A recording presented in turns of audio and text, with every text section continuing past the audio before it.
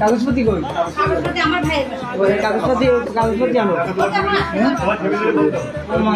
বিয়ে করছো যাই এ নমাই সাদো আরে আরে আদো বাড়ি বললে হবে তোমরা করো কি করো না ভাইয়া করছি আপনারা এই বিল্ডিং এর বাড়ি চলে এই চলো না আমি আমাদের না